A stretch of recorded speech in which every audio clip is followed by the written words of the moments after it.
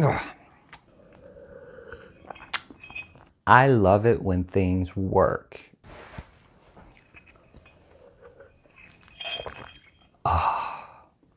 I had to change mugs today because it was beer, but now it's beer coffee, and it's awesome.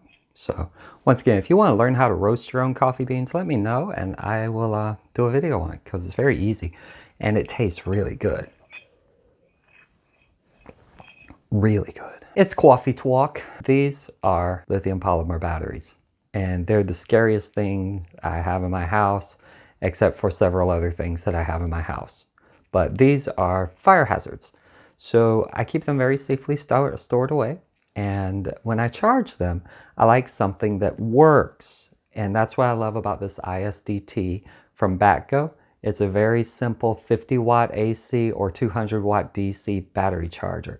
It's really cool because it has its own AC adapter, an XT60, 200 watts off of DC and 50 watts off of AC, and that's due to the brick side. It does not give out as much power on AC simply because the brick cannot handle the conversion to pop out. So it pops out 18 volts and 3 amps, I believe, whatever.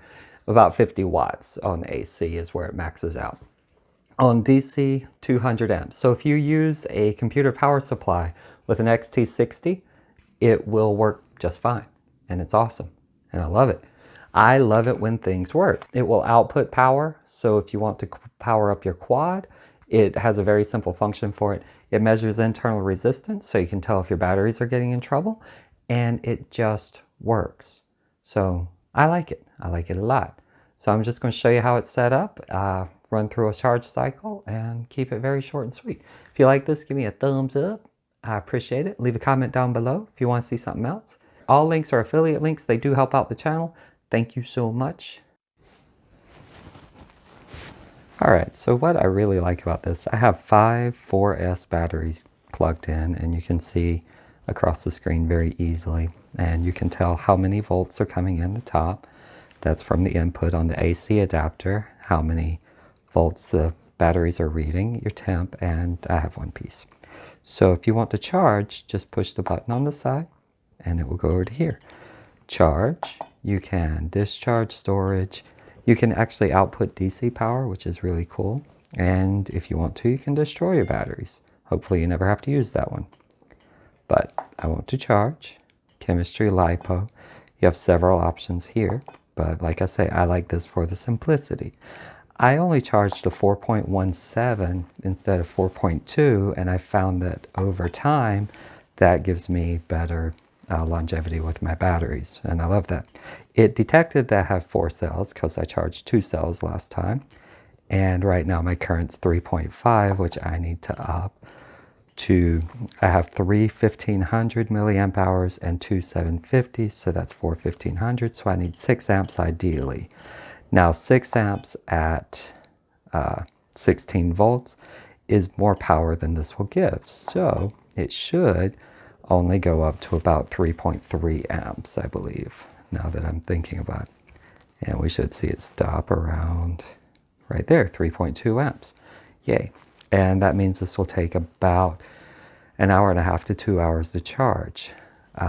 While it's doing this, if you roll the wheel again, it will eventually display your resistance. Like I say, this current's limited only because I'm using AC power. So 3.2 is the max on it from AC power. If I plugged in a larger DC battery, I could go all the way up to, 8 amps. But that's only if you plug in if you plug in DC power. So an AC power, 3.2 amps works great.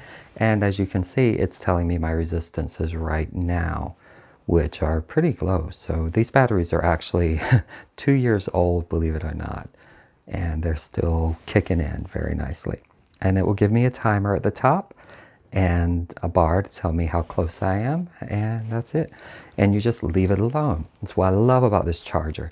It's phenomenal. You just plug it in, leave it alone, and it does its job. So now I have it powering off of my computer power supply, and it's pretty simple here. So we're doing the same thing. We just push the button charge 3S. I want 6 amps, which should be, actually I'm going to go 5.8 amps. And this time we should have 0 problems going to 5.8.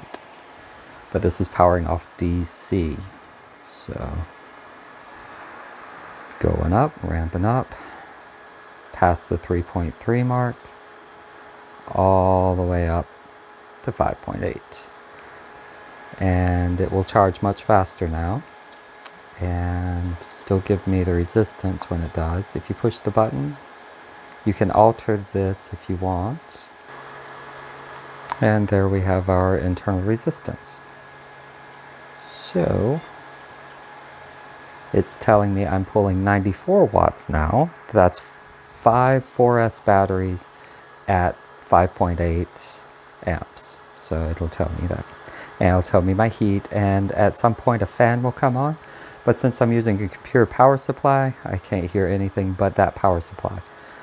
And as you can see, it's charging just like I wanted, pulling 11.7, 101 watts out of the power supply I'm using, which is just the standard PC supply that is running with XT60 out. So it is done, and it's doing the trickle charge now. It's drawn all the way down and it's beeping. So yeah, and you can see we're down to 4 watts power, not a big deal. And charge done. That is it.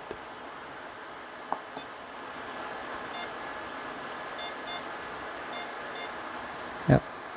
So that's going to do it for Coffee Talk today. Don't forget, I had to go grab my good mug. This is my, man, I actually ran out of coffee, so shoot. Gotta go get my other half gallon. But I had to grab my good mug because I just don't understand how people drink small coffee mugs. Anyway, that's going to wrap it up. This is the ISDT 608AC charger from BattGo. Thank you, Banggood. Thank you for sending me something that freaking works, because it does, it makes a huge difference. And that's the other thing. I don't want to make this a rambling exit, whatever you want to call it. I won't ramble too much. But I do want to say, LIPOs are dangerous, and they're probably the most dangerous things you have in FPV, other than the props coming at your face. You know, 5-inch props are basically butter knives just flapping in the wind.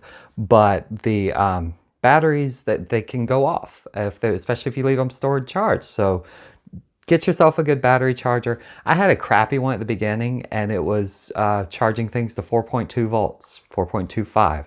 And I noticed that's not as big of a deal with some of the larger batteries, or it can be a big deal. It can be a big deal with any of them. But I noticed one of my G and B batteries, which is supposed to be the best batteries you can get, or some of the best batteries you can get anyway, they didn't last that long. Like I've only lost a few batteries in my life, and it was a G and B, and I'm like, what the heck? And it turns out it was just being overcharged. So the other battery that I bought at the same time, I still have it. It's been 2.5 years, doing great. Who knows? But anyway, get yourself a good battery charger. Get yourself a good parallel board. I have one just from Amazon. I have a link down below if you want any of this. They are affiliate links, like I say. It does help the channel. But get yourself a good battery charger. One of the main reasons I like this one, and I know I went over it before, some of the battery chargers you get don't come with a power supply. So I have like a 680, one of the ISDTs. Make sure you get an AC version unless you're a little bit more experienced, because sometimes finding DC power that can go up to 200 watts is difficult. I mean, even this one, it goes up to 50 or 60 watts.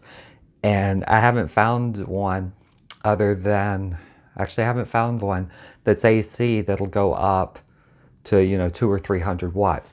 I do have this ToolkitRC 300 watt one. That's actually why I modified my power supply on my computer, so I could power this one up and charge a lot more. This one's a little bit more advanced. It's a little bit cheaper, but again, you need a good beefy power supply. This plus a 400 watt power supply that Banggood also sells, and I'll link it down below, is very, very good, and it's economical at about $70. This one's only about $60. This one's just so easy to use, and I've had zero troubles with it. This one, I've had to update the firmware a couple of times, so all the people who push the ToolkitRC, they're very, very, very good. They're very good battery chargers, but you have to tweak them a little bit. So you have to work these a little bit harder. And that's, I can't stress that enough. You have to actually, you know, keep updated with firmware. It's a little bit finicky whenever whenever you're starting out and you're trying to make sure, you know, batteries are in. It's a little bit more difficult. That's all I'm trying to say. It's fantastic though. It's absolutely, out of these two for a beginner, I'm going with simplicity. The ISDT, this type of charger with an AC adapter is all you'll need for a long time. This type of charger, you know, you need a DC adapter or you need a DC power supply, and it will last you a long time. It's been great. Both of these fantastic, I have to say, but I do like, I just like simplicity anymore. I'm getting old, I think. I think that's actually my problem. I'm just getting old and I don't want to fidget around with stuff. This one has a nice little wheel. This one's got the same type of wheel, but it's on top. I wish they put it on the side. This one, I was just surprised, the BattGo charger. I was just surprised by how easy it was. It was like, take it out of the box, plug it in, standard outlet, and you're good to go. Anyway, I'm going to wrap it up here. Thank you so much. Affiliate links down below. If you have battery questions, please let me know. Don't forget, coffee rules. So, yeah, I love coffee. But I ran out while making this video. And I actually had to go grab my other cup, and I ran out of that. So, anyway, thumbs up. Appreciate it. Y'all have a good one. Take care. We'll see you next time.